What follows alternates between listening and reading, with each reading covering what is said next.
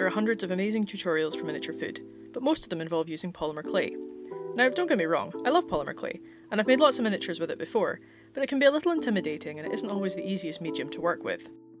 I've always been a big fan of recycling and trying to use up scraps that would normally be considered rubbish rather than traditional crafting mediums, partly because it's obviously good for the environment, and also because I'm a natural cheapskate, and if I can make something for free instead of spending money on fancy materials, it's a win-win.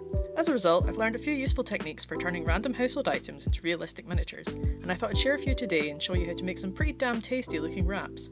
Alright, first things first, what will you need? The ingredients for this are pretty easy to find. In fact, I can pretty much guarantee that almost everyone watching this already has the main one in their house at all times. That's right, ordinary bog standard toilet paper. You'll also need PVA or white glue, or Mod Podge if you're feeling fancy. I used cheap wood glue here because I'd run out of PVA, but it's basically the same thing. You'll also need a little acrylic paint in white or cream. Markers. I used a mixture of Copic markers and some cheaper alcohol ink markers from AliExpress, although Sharpies would work well too. You'll also need water, a container to mix things in, brushes, scissors, and a protective surface to work on, preferably shiny plastic for ease of peeling. Step 1. Mix up some white glue and a little water until it's roughly the consistency of milk. You want the glue to be pretty well diluted, but not to the point that there's more water than adhesive. Next, add a tiny amount of paint to tint the mixture. This is optional, but when using white toilet paper I think it gives a much more natural colour. Next, brush some of the glue mixture onto the plastic sheet. Take your toilet paper and lay it out on top. If your glue roll is pretty hefty, you can dip it into the glue mixture and hope it won't disintegrate, but mine absolutely will, because it's cheap, so that's why I do it this way. Next, I gently dab on more of the glue until the whole sheet is saturated. Depending on how thick you want your tortillas to be, you can use 2 sheets stacked together or just stick to one.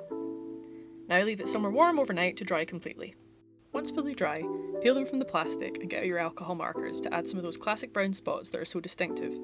If you don't have markers, colour pencils or Sharpies work too. Start with a light colour and dab them on as randomly as you can, then go in with a darker shade on a few for extra detail. It's easy to overdo this, so err on the side of caution as you can always add more later. You don't really need to do the underside, as that'll be on the inside of the wrap, but you can if you like. Now that that's all done, fold the sheet in half a couple of times and cut out a circle. Go back in with the markers if there aren't enough spots for your liking, and just like that, you've got yourself some tortillas. Now we need a filling. I'm rather partial to the good old southern fried chicken variety found in virtually every supermarket, so that's my goal for this particular wrap. And yes, I did go out and buy one purely for reference material. I regret nothing, it was amazing. Let's start with the absolute basics and make some lettuce. For this you'll need some plastic bags, preferably opaque, along with some green and brown markers. Different types of plastic work better than others. This is the best I've found so far, a reusable bag for storing veggies in. I think it came from Lakeland. It has a slightly waxy texture and is already green, which is a big plus. I'd like a little more colour though. I found that these pro markers work best out of all of them, but Sharpies and Copics are good too. Now for the fun bit. Some types of plastic does this better than others, although I think ones that are a little thicker are probably best. Bubble wrap is actually quite good for this. Anyway, as you peel the plastic apart, it naturally develops a wonderfully frizzy edge, which makes very convincing lettuce. For a little variety in texture, there's always vinyl gloves. Despite being a very vivid blue, they're easily transformed with the markers. The ink might be a little sticky afterwards, so a little bit of talcum powder blotted on with some tissue once the ink is dried will sort that right out. Just squish on a little water afterwards to reduce the powdery finish. The vinyl doesn't tear quite as nicely as the bags, and tends to break into much more angular pieces, but it cuts beautifully with scissors, so it would be very simple to cut them into more leaf-like shapes if you felt so inclined. It would make really nice baby spinach or watercress, I think. If you don't have either of these materials, green tissue paper can make quite nice lettuce too. I gave this piece the same glue treatment as the tortillas, which give it a nice level of translucency. Next, we've got some salsa or coleslaw depending on how you put it together. Simply grab yourself a couple of plastic straws, or coloured plastic from packaging, and cut it into tiny pieces. You'll see what to do with it later when it comes to assembling the wrap, but for now just set it aside. My favourite part of this whole thing has to be the fried chicken because it's so easy to make and looks really convincing. For this you'll need makeup sponges and or polystyrene packing peanuts. Both work well, but I personally prefer the sponge because it's squishier and it's really satisfying to look at. You'll also need some glue. I like Copydex, which is pretty much just liquid latex. This is important because it's extremely flexible and won't crack or chip off. For the crispy breadcrumbs, we're going to use cork scatter. I got mine from a model railway supplier, but you can easily make your own with a piece of cork and a grater. Tear or cut up your sponge into tiny pieces, then impale each piece on a pin so you've got something to hold on to. Next, put down some Copydex glue and dunk the sponge in, blotting the sides so you don't get too much on each piece. Then dunk it into your ground up cork, making sure it's fully covered, and set it aside to dry.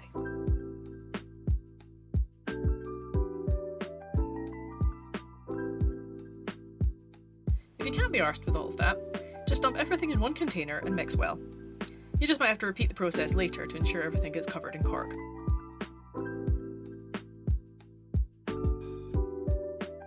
Now, mix some gloss varnish with a little glue and paint. I like the Citadel washes from Games Workshop, namely Seraphim Sepia, but I was literally scraping the bottom of the paint pot here, so I had to add a little more of another colour. Mix it well, then gently coat each piece of chicken with it and spend the next 10 minutes re-evaluating your life choices as you repeat the process until you're out of sponge and/or motivation. Leave them to dry, and when you come back, you'll find yourself immediately craving fried chicken. Now it's time to assemble our wrap. Spread glue in the middle of your tortilla. I like using all-purpose adhesives like Yoo-Hoo or Boss Stick because they dry quickly and clear, but they're very, very sticky, and as you can see as this tutorial progresses, really not good for nail polish. Add a generous portion of salad and whatever other fillings you like. Keep in mind the wrap will be cut down the middle, so anything you want visible, make sure you put right in the centre. Remember the salsa/coleslaw? Add a little paint to some liquid latex and mix in the veggies, then smear it all over your wrap. Filling's done, it's time to wrap things up. Okay, that was terrible. Let's just move on. Apply some glue to one edge and fold it up halfway. Then repeat on the sides, holding it down to ensure that the glue sticks. Finally, add glue on the rest of the wrap and roll it up, applying pressure as you go so it doesn't unfold. Using a scalpel or craft knife, carefully cut it in half at an angle. You can use scissors, but they tend to squish the edges and it doesn't look quite as nice.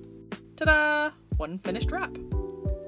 After cutting, it might look a little flat, so feel free to add on a few extra bits of filling at this point. Use a cocktail stick to really smoosh the lettuce in there so it looks like it's part of the filling and not just stuck on afterwards. When it comes to wraps, the sky's the limit as far as fillings are concerned. If you want just plain old roast chicken instead of fried, just skip the cork and liquid latex stage and instead mix some glue with a drop of white paint and mix it all together. Once dry, add it to your wrap with lettuce and you've got yourself a nice chicken salad. Want some barbecue flavours instead? Use the same method but with reddish brown paint. Mixing everything together saves time and effort, especially if you're making multiple wraps. Also, my god, my nails look awful here. I didn't notice just how bad they were until I started editing this and realised just how much the glue had affected them. Ugh, sorry. The great thing about liquid latex is that it's stretchy, so even the leftovers have potential. Mix everything together, stick it on a wrap, and voila! Cheesy goodness! And horrible nails. Breakfast burrito, anyone? For the scrambled eggs, take a polystyrene packing peanut and crumble or grate it into tiny pieces. Then mix with liquid latex, white acrylic, and just a tiny touch of yellow. For some super easy crispy bacon, colour some of the tortilla scraps with dark reddish brown marker or paint, chop into rough strips, and add to the mixture. It's actually ridiculous how realistic this looks in person, and the latex gives it a really convincing eggy texture. As with the rest of the fillings, a little extra added on really helps to make them look like they're overflowing with deliciousness. So there you go. These techniques work in virtually any scale, and the only real limit is your imagination as far as fillings are concerned. I hope you enjoyed the video, and please let me know what you'd like for me to make next. I post most of my projects on Instagram at linkheart, and on my blog, Last Alliance Studios, the link for which is in the description below. Bye for now!